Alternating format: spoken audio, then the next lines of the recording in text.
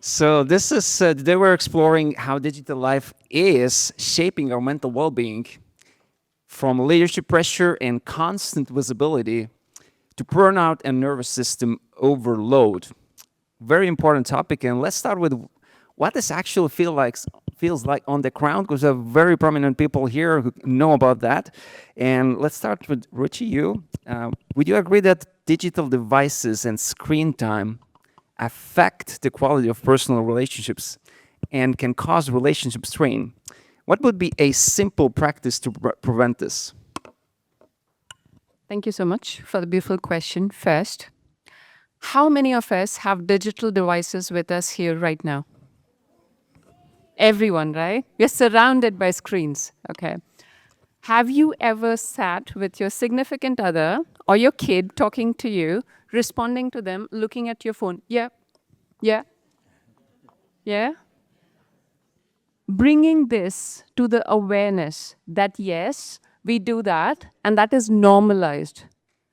When you bring that to the awareness, this is not normal. You're acknowledging the other human in front of you, putting the phone down, looking at their face, and responding. Yeah? Are we all ready to do that? Yeah? It could be your parent, child, wife, husband, making sure, yes, digital devices are great, but they're supposed to keep us connected, not create a disconnection. I see clients over and over again who feel the disconnection with their significant other. So that's what I would invite all of us to bring awareness and do this simple thing. Thank you, Ruchi. So, Deborah, in a world of constant online visibility and personal branding, how do leaders stay truly authentic without slipping into performance or burning out from it? That's a great question because it's hard to do. It is. We've all been taught out there, at least most of us that are online all the time, that we're supposed to be there all the time. We're supposed to be posting on everything. We're supposed to be responding to everything. But I'm going to tell you, that's not right. It's not right because you need to be using your authentic voice, your authentic program. And when you start to realize that we're here not to be visual, but we're here to serve the other people out there, that can be a true change. And I want to give you all a tip I learned not too long ago from someone, and I want to share that. And what they said, you know how it's hard to come up with content out there? Yeah.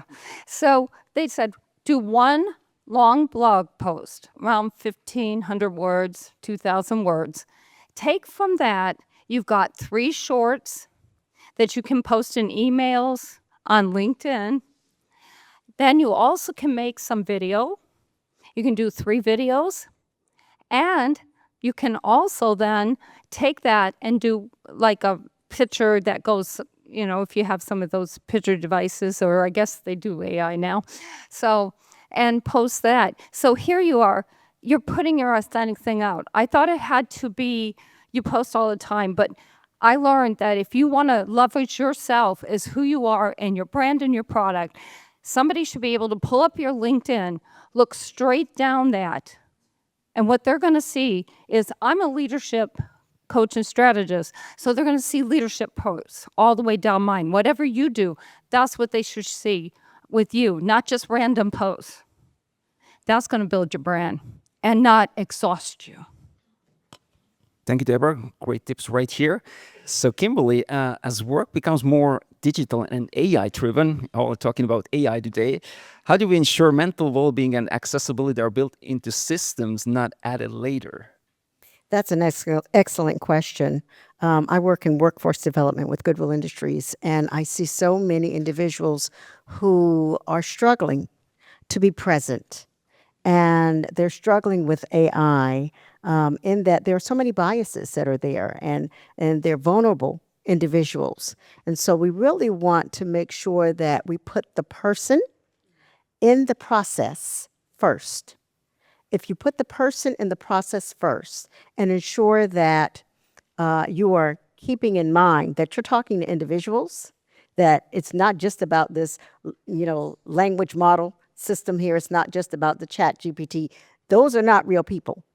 Real people influence all of that. And so we have to keep the person first and then continuously update and continuously speak to the AI, and it will get to know you so that it knows exactly who you are and what you do. I post a lot, just as she said. And when I first began posting on some of my platforms, I would look for individuals to put with the picture that didn't look like me.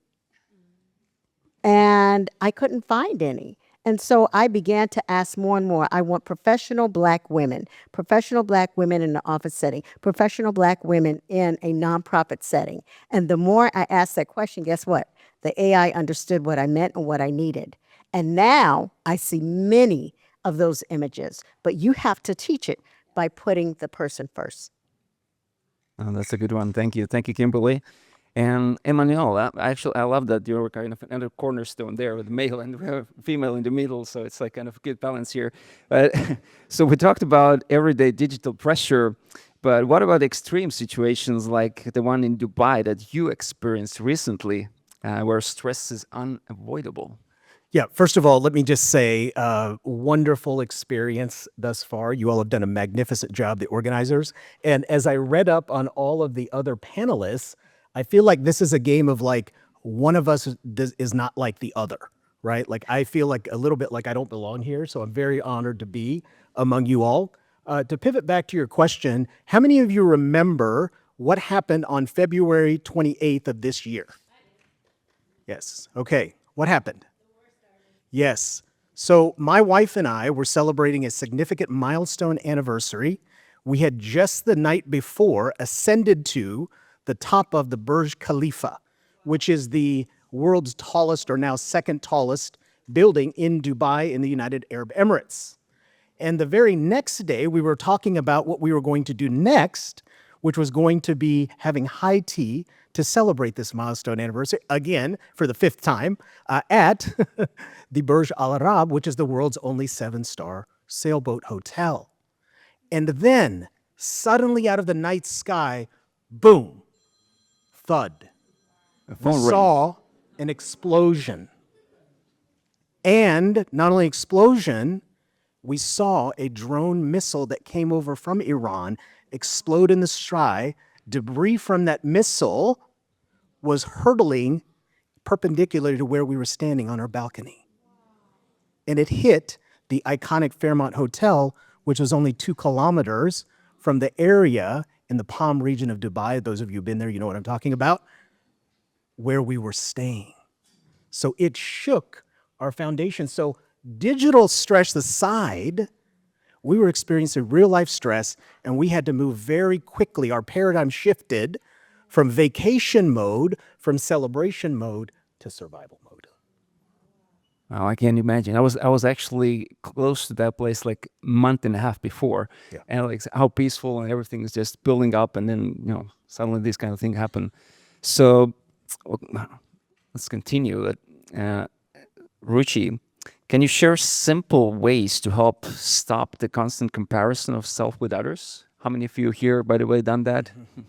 Comparing yourself with others, and because it says risen significantly with constant social media exposure, and mainly to face and deal with the feeling I am not good enough that we already talked about here today. Yeah. Debra kindly talked about posting constantly, well, mindfully, but authentically. I would really want to ask how many of you have ever felt in your life that I am not good enough in some way, shape, or form? We all have, right?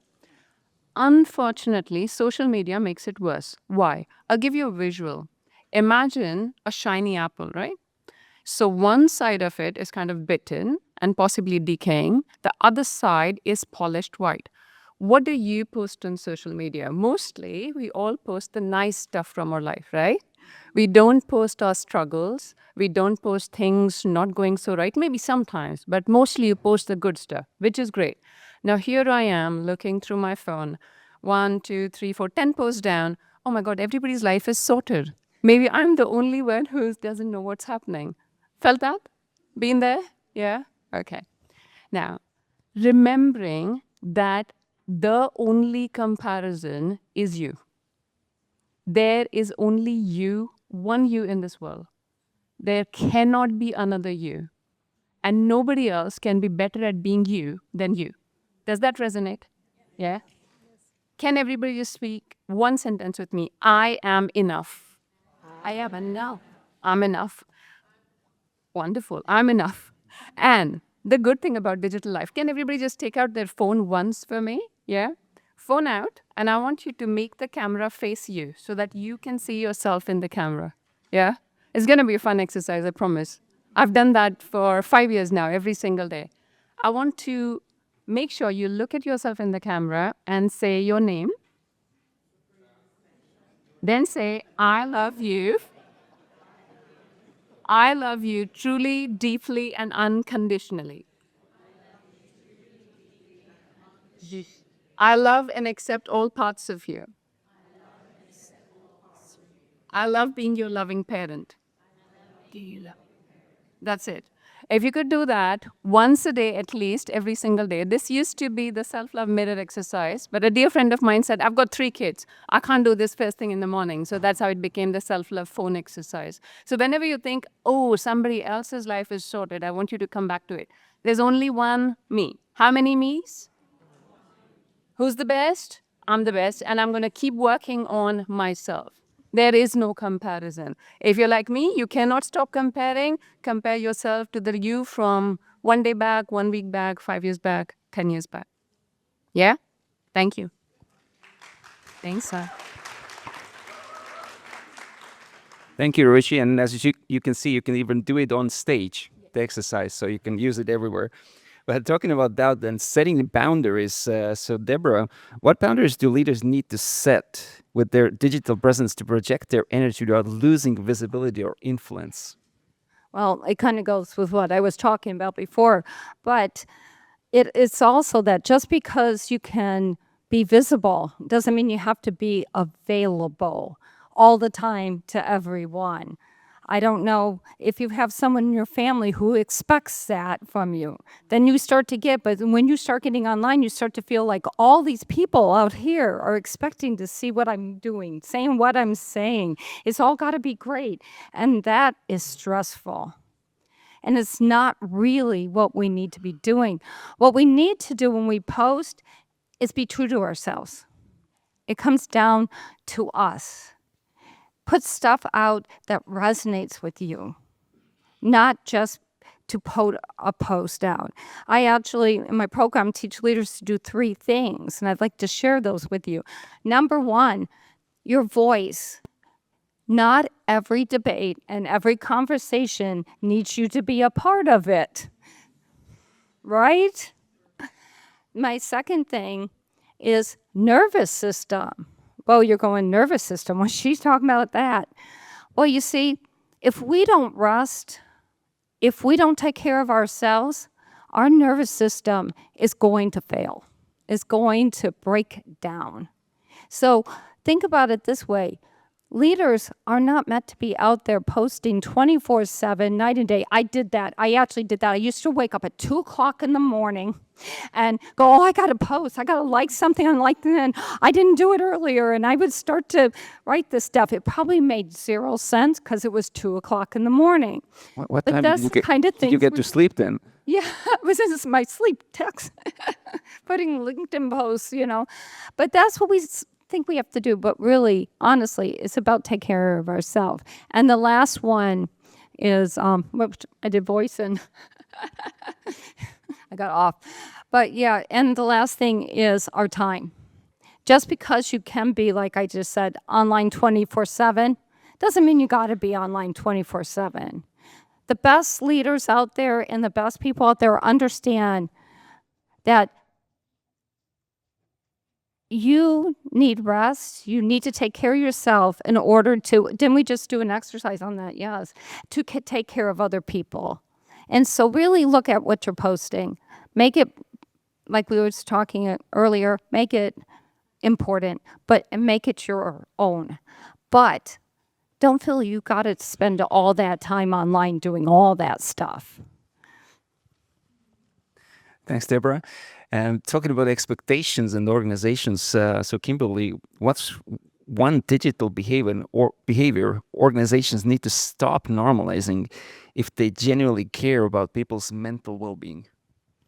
We need to stop putting all of our clients and our customers' information out there. Be very protective of your company's company's information, your organizational information, your clients. Stop putting everything there. I know that we've gone to this paperless society and we want to put everything online, but I cannot tell you how many times we'll get a call, because I also operate a IT school, and we'll get a call that someone has been hacked locally.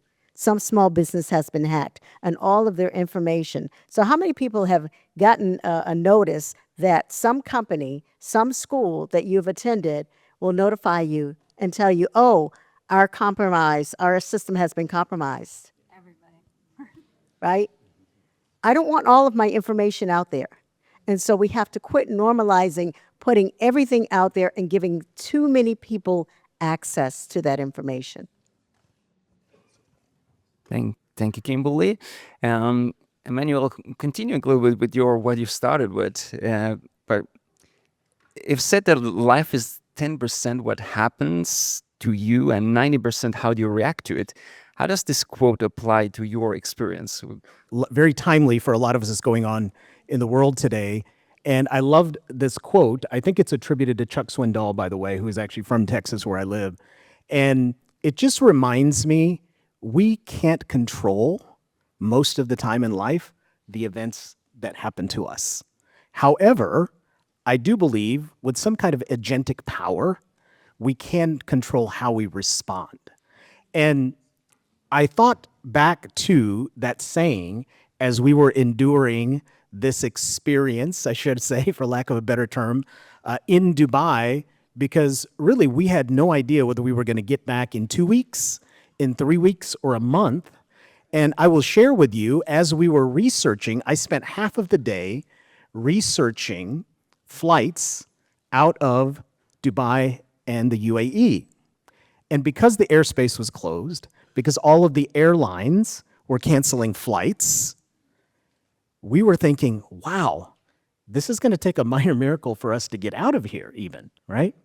So when you think about how you can respond, I think first of all, we have to remember there's a physiological nature to our response system, right?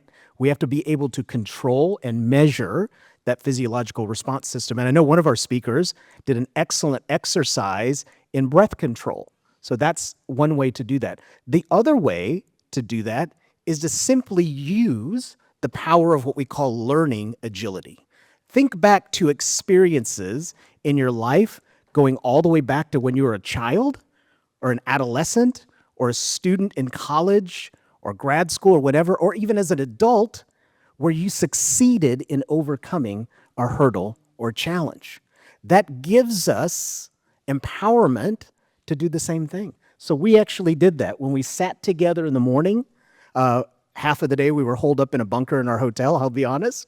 It was not the way we wanted to spend this milestone anniversary. But again, we can't always control what happens to us, right? We can only control how we respond. So with that in mind, I want to share with you a quote from one of my favorite books and favorite authors of all time, Viktor Frankl, Man's Search for Meaning. Okay, I'm seeing a lot of nods out there. So in that book, he said, between stimulus and response is a space. And I like to add the word beautiful in front of space. And in that space lies our ability to choose. And in that choice lies our growth and freedom. Our growth during that experience in Dubai and our freedom was a direct result of us being able to regulate our response mechanism to external pressures and stimuli that we didn't have control over. And you guys can do the exact same thing by following many of these exercises that we have learned today. Thank you very much, Emmanuel. And with that, I think we're done. Okay.